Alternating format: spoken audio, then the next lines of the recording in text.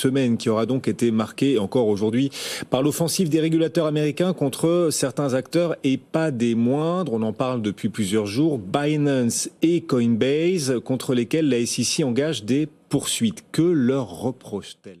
Certains disent que c'est la fin des cryptos et peut-être même de l'empire Binance aux États-Unis. Malheureusement, cette fin pourrait aussi s'appliquer à la Binance Smart Chain. Récemment, la poursuite judiciaire de la SEC à l'encontre de Binance pour violation des lois sur les valeurs mobilières a fait bouger violemment les marchés. Binance est une plateforme d'échange centralisée avec une branche basée aux États-Unis, ce qui la place dans la ligne de mire de la SEC. On parle de Binance, mais Binance International est également concerné et en effet, des allégations ont émergé selon lesquelles des fonds auraient été mélangés et que les responsables de Binance US n'étaient que des marionnettes, CZ étant celui qui contrôlait les deux branches. Aucune réelle séparation n'existait entre elles. Aujourd'hui, nous allons nous pencher sur Binance Smart Chain, la blockchain lancée par Binance. Un certain nombre de nœuds qui valident cette blockchain sont soit directement, soit indirectement détenus ou exploités par Binance. CZ a fait plusieurs déclarations dans le passé, affirmant qu'il pensait que Binance deviendrait à l'avenir une plateforme d'échange entièrement décentralisée. Et donc qu'il n'y aurait plus de plateforme centralisée. Et je suis totalement d'accord avec lui. En fait, j'espère que c'est l'avenir des crypto-monnaies car c'est ainsi que nous serons à l'abri de toutes sortes d'entités qui tentent de manipuler et d'infiltrer l'espace des crypto-monnaies. Cependant, voici le problème. Dans l'état actuel de la blockchain de Binance, elle ne survivra pas.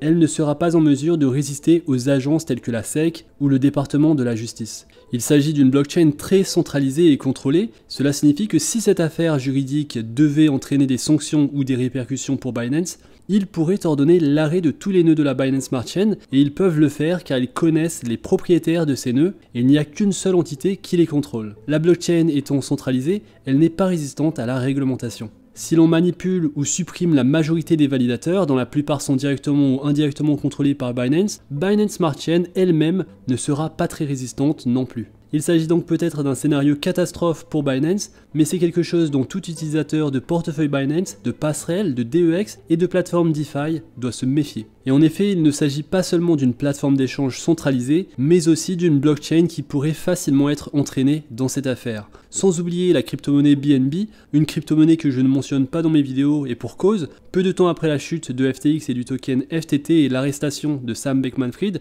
je me méfie des plateformes d'échange centralisées et de leur résistance à la régulation.